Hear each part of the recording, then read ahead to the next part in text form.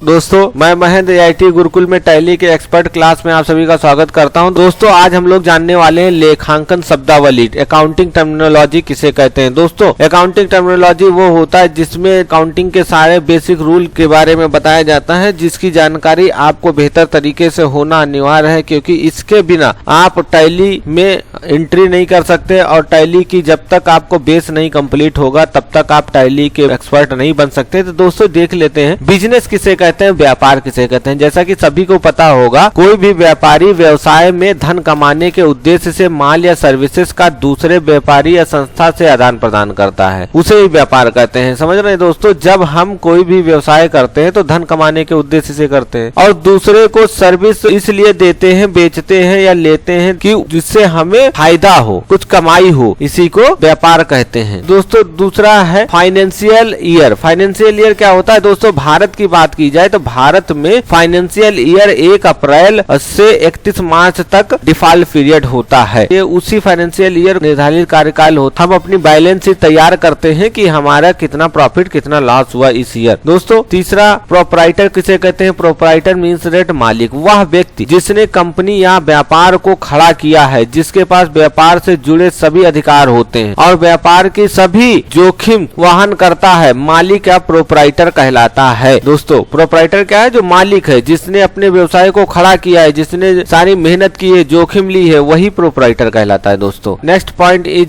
Capital, पूंजी किसे कहते हैं। दोस्तों कोई भी व्यवसाय को आरंभ करने के लिए कुछ निवेश की जरूरत होती है, जिससे वह व्यापार में प्रयोग की जाने वाली जरूरी संपत्तियां तथा माल खरीद सके, यही निवेश कैपिटल या पूंजी कहलाता है। कैपिटल दो प्रकार की होती है दोस्तों, इसमें नंबर 1 कर्ज पूंजी, दूसरी जमा पूंजी। ट्रांजैक्शन, दोस्तों बैंक में जाते हो तो ट्रांजैक्शन प्रिंट करा लो। ट्रांजैक्शन मतलब सौदा, दो या दो से अधिक व्यापारियों के बीच लाभ कमाने के उद्देश्य से माल या सर्विस को बेचना खरीदना सौदा या ट्रांजैक्शन कहलाता है। दोस्तों जब हम एक दूसरे बेचते खरीदते हैं और हमें लाभ मिलता है, उसी को सौदा कहते हैं और सौदा को ही ट्रांजैक्शन कहते हैं। सौदा दो प्रकार का होता है, नंबर 1 कैश ट्रांजैक्शन, नगद सौदा, जो ट्रांजैक्शन नगद किए जाते हैं उन्हें कैश ट्रांजैक्शन कहा जाता है। दूसरा होता है क्रेडिट ट्रांजैक्शन मींस दैट उधार सौदा, जो ट्रांजैक्शन उधार किए जाते हैं उन्हें क्रेडिट ट्रांजैक्शन कहा जाता है। दोस्तों 6 पॉइंट इज गुड्स, माल किसे कहते हैं। माल को व्यापार में नियमित और मुख्य रूप से खरीदा और बेचा जाता है। उदाहरण के लिए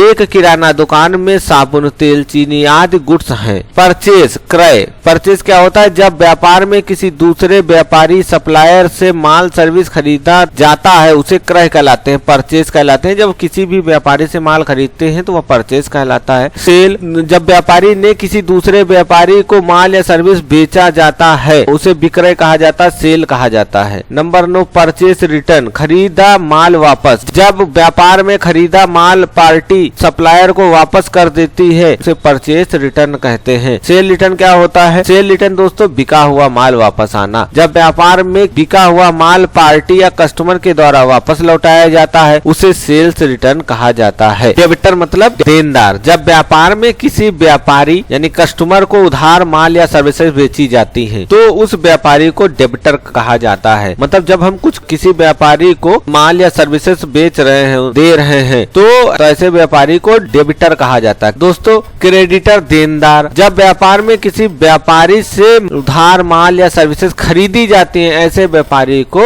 क्रेडिटर कहलाते हैं। जब व्यापार में किसी व्यापारी से माल या सर्विसेज उधार खरीदी जाती है ऐसे व्यापारी को क्रेडिटर कहा जाता है। नंबर 13 ड्राइंग, आहरण। ड्राइंग क्या होता है, जब व्यापार में मालिक द्वारा स्वयं खर्चे के लिए धन या माल की निकासी की जाती है उसे आहरण या ड्राइंग कहलाता है। नंबर 4 डिप्रिसिएशन, हास, नुकसान, जब व्यापार में संपत्तियों के इस्तेमाल होने पर उनके मूल्य में आई गिरावट को हास यानी डिप्रिसिएशन कहा जाता है। दोस्तों जैसे गाड़ी खरीद ली 1 लाख की, अगले साल बेचोगे 60,000 की बिकेगी तो 40,000 का जो हास हो रहा डिप्रिसिएशन उसी को कहते हैं। नंबर 15 लोन, ऋण, व्यापार में जरूरतों को पूरा करने के लिए किसी बैंक या कर्ज पार्टी से लेना होता है। उदाहरण के लिए यह 2 प्रकार के होते हैं। Number 1 secure loan, secure loan मतलब सुरक्षित लोन, जो इसमें जब संपत्ति गिरवी रखकर कर्ज दिया जाता है उसे लोन कहते हैं। जिससे हाउस लोन ले रहे हैं तो वहाँ पे आपकी रजिस्ट्री जमा हो जाएगी, उसी को सिक्योर लोन कहते हैं। अनसिक्योर लोन, बिना किसी संपत्ति को गिरवी रखे या व्यापार में लिया गया कर्ज अनसिक्योर लोन कहलाता है। पार्टी द्वारा लोन वापस न करने पर भरपाई नहीं की जा सकती, इसे असुरक्षित ऋण कहते हैं। नंबर 16 लायबिलिटीज दायित्व। दायित्व का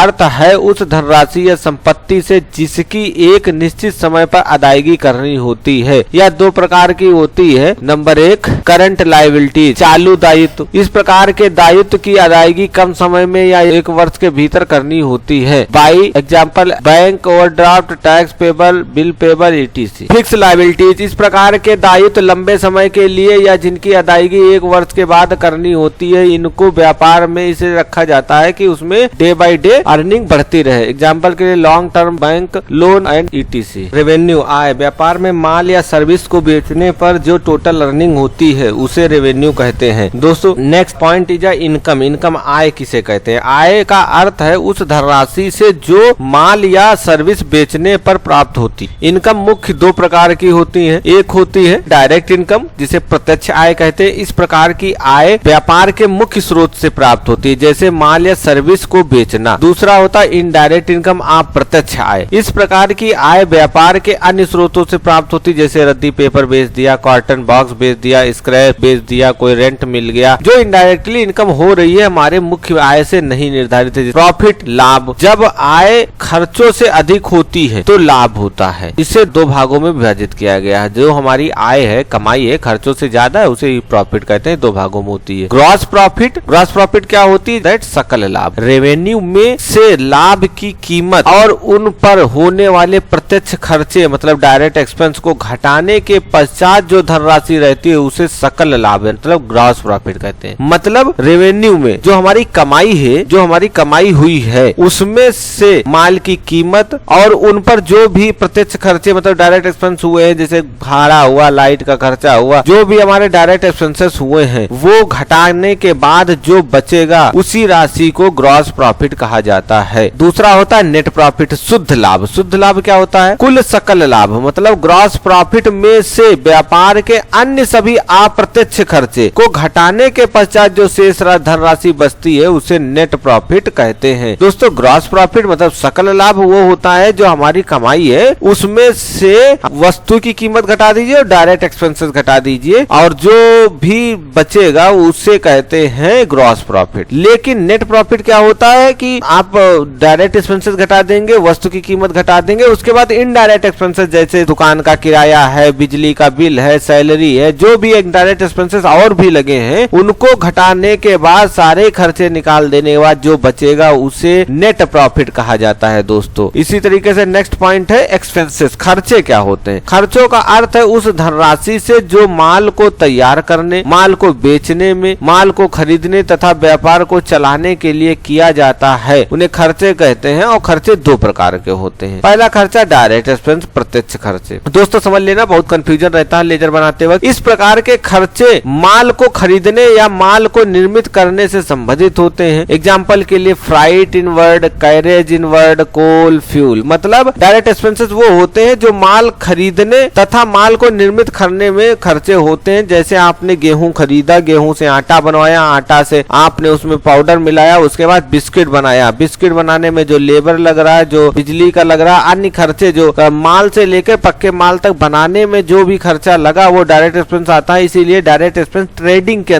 तहत आते हैं, जो ट्रेडिंग अकाउंट है उसके तहत आते हैं। और इनडायरेक्ट एक्सपेंस क्या होता है देख लेते हैं। इनडायरेक्ट एक्सपेंसेस अप्रत्यक्ष खर्चे। इस प्रकार के खर्चे माल को बेचने तथा ऑफिस संबंधित होते हैं, जैसे एडवर्टाइजमेंट, सैलरी, स्टेशनरी, रिपेयरिंग। कहने का मतलब दोस्तों ये गेहूं से लेके आटा और बिस्कुट बनाने में जो खर्चे हुए वो डायरेक्ट एक्सपेंसेस में आ गए और ये डायरेक्ट एक्सपेंस होगा। इनडायरेक्ट एक्सपेंस मतलब बिस्कुट बनने के बाद जो खर्चे होंगे, दुकान में रख के बेच रहे हो तो रेंट देना है, 2 नौकर रख के बेच रहे हो तो सैलरी देनी है, एसी लगाए तो बिजली बिल देना है, तो ये क्या होंगे? इनडायरेक्ट एक्सपेंसेस होंगे। दोस्तों इनडायरेक्ट एक्सपेंस कभी भी मूल्य नहीं बढ़ा सकता, आपका लाभ घटा देगा। जैसे आपने 20 रुपए में गेहूं खरीदा, 20 रुपए अन्य खर्चे लगे तो पार्ले बिस्किट आपको 4 रुपए वाला 5 रुपए मिलने लगा क्योंकि मूल्य ज्यादा लगा और डायरेक्ट एक्सपेंसेस हो गए ज्यादा, इस वजह से मूल्य बढ़ जाएगा। लेकिन इनडायरेक्ट में आप चाहे जितना मूल्य बढ़ा दीजिए वस्तु का मूल्य नहीं बढ़ेगा, आपकी कमाई घट जाएगी। आप बिस्किट ला के उसको ठेला बेच लीजिए, आपके पूरे बच जाएंगे। दुकान लेंगे किराया देना पड़ेगा, एसी लगाएंगे एसी का देना पड़ेगा, नौकर रखेंगे नौकर का देना पड़ेगा, लेकिन कमीशन उतना ही मिलेगा, उसे कहते हैं indirect expense. Next point is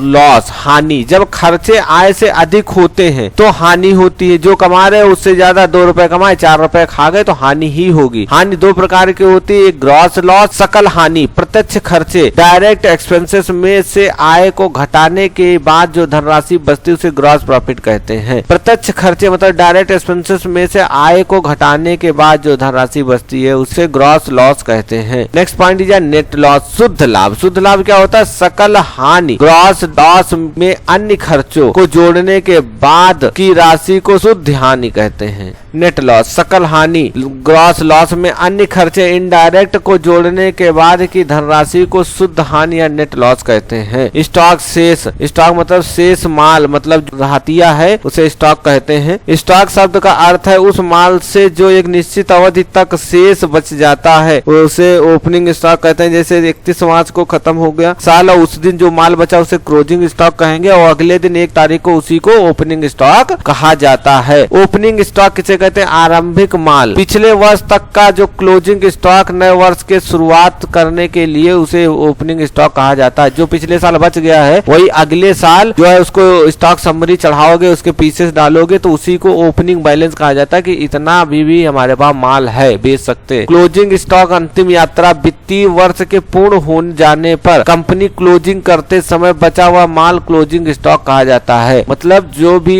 cell कर रहे हैं, साल पूरा हो गया तो उसको क्या करते हैं ये लोग करते क्या है कि इसको भैया हटाओ। तो इसीलिए कभी कभी आपको मॉल्स में चीजें सस्ती मिल जाएंगी क्योंकि उनको वो चीज हटानी होती है, बहुत पुरानी हो गई होती है। ओपनिंग बैलेंस आरंभिक जमा, जी कोई व्यवसाय शुरू करे तो आपके पास कितना आरंभ में है, कुछ भी कर रहे हो तो वहाँ पे तुम्हें पैसे आरंभ में आपके पास कितने हैं देखा जाता है और उसी को ओपनिंग बैलेंस कहा जाता है। क्लोजिंग बैलेंस अंतिम जमा, व्यापार में अंतिम वर्ष के पूर्ण होने पर जो बैलेंस शेष बचता है उसे क्लोजिंग बैलेंस कहते हैं। दोस्तों 31 तारीख को जो पैसा बच गया उसे क्लोजिंग बैलेंस कहते हैं और 1 मार्च को उसी को ओपनिंग बैलेंस कहा जाता है। एसेट संपत्तियां, दोस्तों संपत्तियां व्यापार की जरूरतों को पूरा करने के लिए इस्तेमाल की जाती हैं और यह 2 प्रकार की होती है। Number 1 current asset means that चालू संपत्तियां, इस प्रकार की संपत्तियां व्यापार में बेचने के उद्देश्य से इस्तेमाल की जाती है या वे संपत्तियां जो कम समय के लिए कैश में बदल दी जा सकती हैं उन्हें हम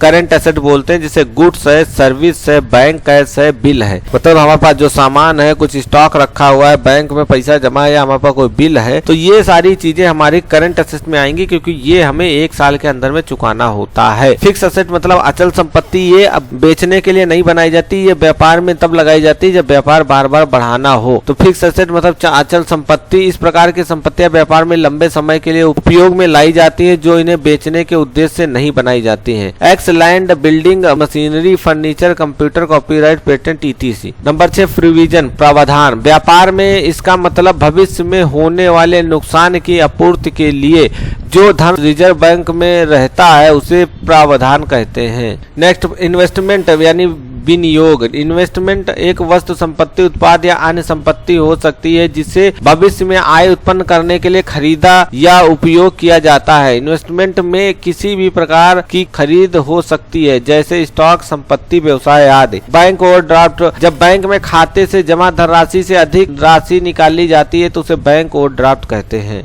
नंबर 29 इंटरेस्ट, ब्याज। ब्याज एक ऐसा शुल्क है जो कर्ज के रूप में दी गई धनराशि अर्जित किया जाता है। नेक्स्ट डिस्काउंट, छूट। छूट व्यापार में ग्राहकों को आकर्षित करने के लिए माल की बिक्री पर छूट दी जाती है यानी माल को वास्तविक कीमत से कम बेचा जाता है। छूट 2 प्रकार की होती है, कैश डिस्काउंट, दूसरा ट्रांजैक्शन डिस्काउंट। या छूट विशेष तौर पर किसी ग्राहक को नगद खरीदारी पर दी जाती है या निश्चित अवधि के लिए अदायगी करने पर है। ट्रेड डिस्काउंट छूट या माल या बिक्री पर दी जाती है। इस प्रकार की छूट को रजिस्टर में रिकॉर्ड नहीं किया जाता है। बैलेंस शीट, आर्थिक चिट्ठा। बैलेंस शीट किसी भी कंपनी का व्यवसाय का वित्तीय विवरण है। इसे वित्तीय वर्ष में पूर्ण होने पर तैयार किया जाता है जो व्यापार में कुल लाभ, संपत्ति लाभ, हानि, लायबिलिटी व ग्रोथ आदि को दर्शाते हैं।